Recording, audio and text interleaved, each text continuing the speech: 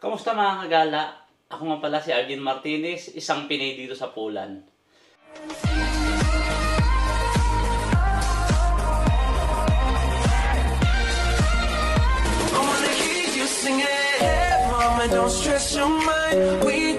At today, maghaharap tayo sa dalawang kultura sa isang misa. Sa mga nandito sa Poland, nasubukan nyo na ba ang mga Polish food? At kung hindi pa, paki-comment naman dyan sa baba. At susubukan din natin ipagkukumpara ang mga Filipino food. So, for today's video, mga kagala, is magluluto muna tayo ng pinaka-traditional soup or shurik na tinatawag nila dito sa Poland. So, hindi ako magiging bias dito mga kagala dahil sa loob ng mag-aanim na taon na kami rito is bilang isang cook is naluto ko na rin yung mga pagkain ng Polish or Polish food. So, hindi ako magiging bias dito sa pagtitimpla o sa pagtitikim dahil isa rin ako sa mga nagluluto ng mga Polish food dito sa Poland.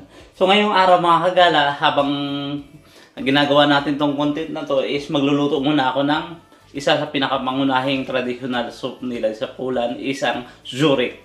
So, ito mga kagala, kikita ko lang sa inyo yung ingredients. Ito yung tinatawag na kielbasa biała. White sausage dito. At saka kailangan ng smoked ham. So, lahat ng traditional na ingredients na para sa Polish food ay binili ko rin. So, meron din dito may ranik o laurubi at saka laurubi. Merong na ako dito na ready na shurik. Kanina, pinakuluan ko na siya. So, lulutuin muna ka mga kagala at subukan natin. So, ang panglaban naman ng Filipino food ay ang ating inasal. So, minarinig ko na siya mga kagala kanina at di ko lang pinakita sa inyo. Alam din naman ng mga Pilipino to kung paano yung marinig yung ating traditional na panglaban na inasal chicken. So, may iba-ibang version yung mga chicken inasal. So, yung atin ay ang ginawa ko ay ang classic. So, magsimula na tayo magluto mga kagala ng shurik. At para makita nyo na rin kung paano ko ginagawa.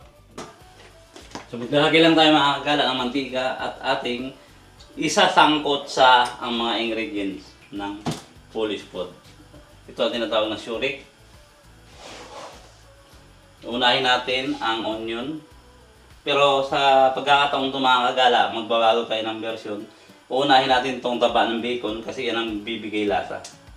Kung sa hotel ka nagluluto mga kagala, ito ay ino-oven namin, tinurusta namin. So, dito kakawaliin lang natin mga kagala. So, susunod na natin itong kielbasa biała, white sausage, at saka yung smoked ham. Yan. Bago natin ilagay yung garlic and onion. So, dahil mainit na ating ihawan mga kagala, is ihawin na rin natin itong ating manok.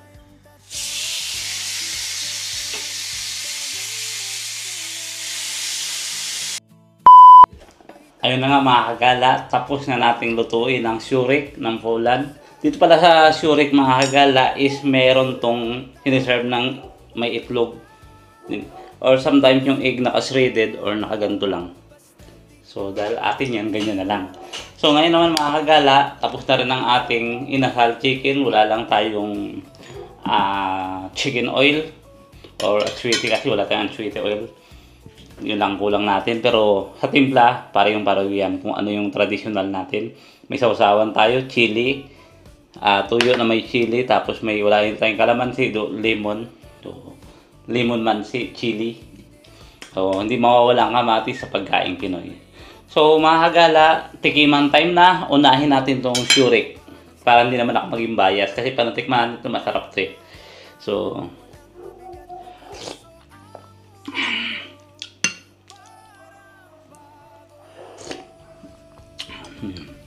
pag ganito yung pagkain, makakalimutan mo ng diet ka pala.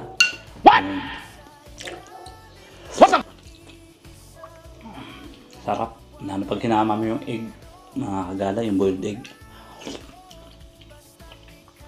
Ang explain ko lang ng konti mga kagala, itong shurik pala is yung parang maasim-asim yung lasa niya. Like parang sinig. Hindi naman ganun kasing asim like sinigang. Maasim-asim lang siya.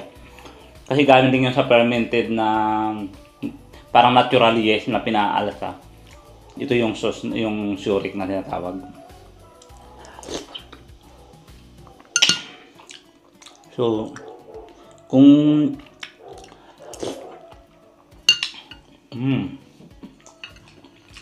sarap, panalo. So, daulog. So ngayon naman mga kagala, titikman natin tong pinagmamalaki ng Pilipinas na Mang Inasal. So, tikman muna natin na walang sauce, yung balat.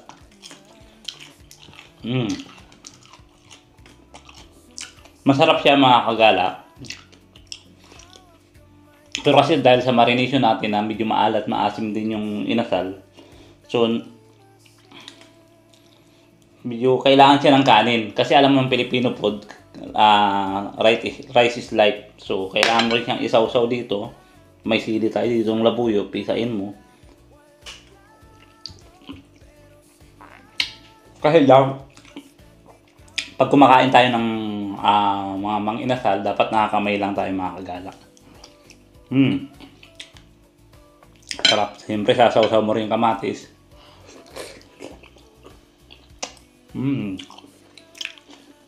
Sarap. Sarap talaga ng inasal style. Nala ko may ano ka dito.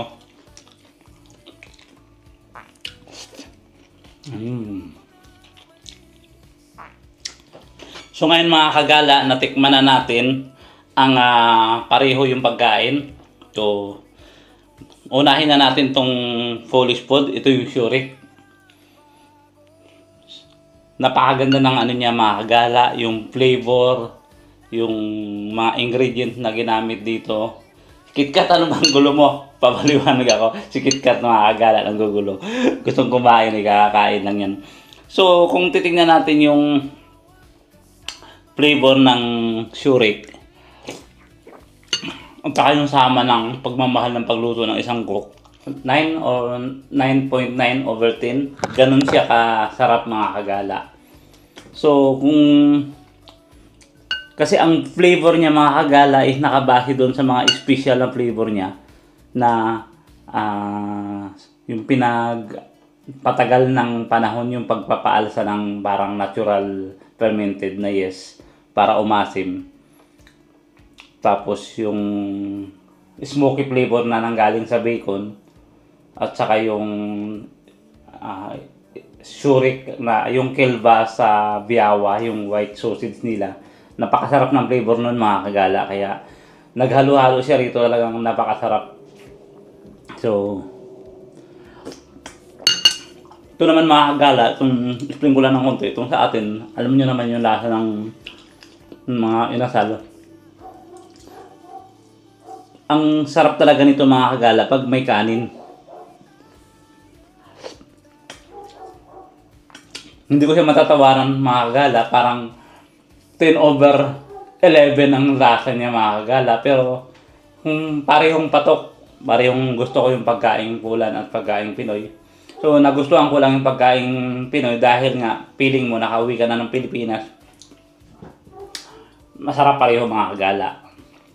Kaya wala akong may tula kabigin na pagkaing Pinoy o pagkaing Polish. Sarap.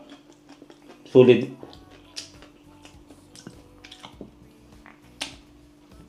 Halos hindi ako mapagsalita mga kagala. Halos pareho siya. Match na match yung combination nito na creamy. Napakasarap. Plus, idagdag mo pa yung classic na inasal natin. So, sarap.